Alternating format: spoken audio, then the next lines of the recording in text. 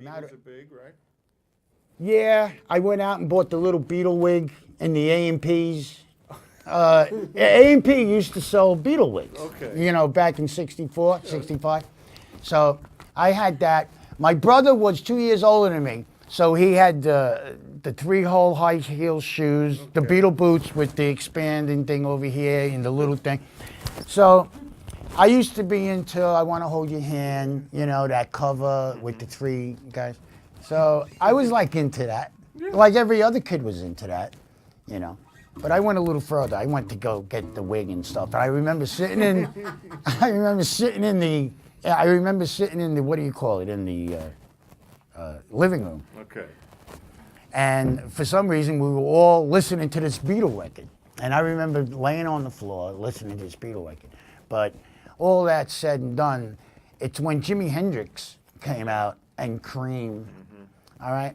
And then I got confused between the Motown and the psychedelics, but I was just amazed by Jimi Hendrix because I didn't know. I wanted to know. It was that urgency to understand, wow, this guy plays great.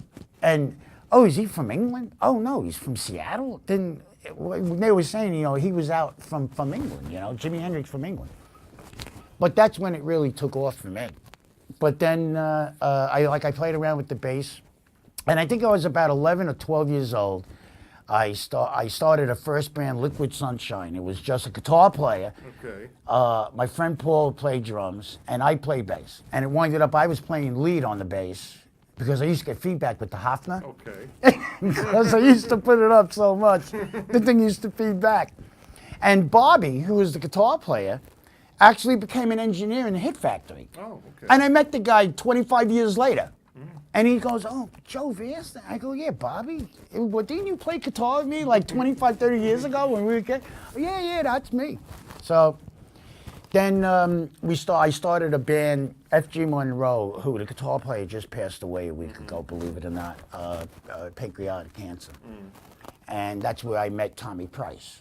Okay. All right? I'm sure you know Tommy Price. Of course, And me and Price, that's another thing, But me and Tommy have been playing together for years. Yeah, We've done so many different adventures, so many other different bands, separate, then back, And for the last 4 or 5 years, we've done some recordings 3 years ago, and they came out really well. What about your time, you guys? You joined Mink DeVille at the same time? No, Tommy was actually in the band a year before me. Okay, all right. And he would tell me, oh, Joe, you got to hear this guy, Willie DeVille, man, he's great. And I'm like, who the hell's Willie DeVille? I was into Joe Jackson. I was into all the, even those bass players, those styled music, I thought was fantastic. Elvis Costello. Sure, I mean, Bruce Thomas. yeah, that legend, man. The recordings were to me like the Beatle records. Yeah. They were just perfect. Yeah, all the stars were aligned that night when all those guys put that crap together. It was great,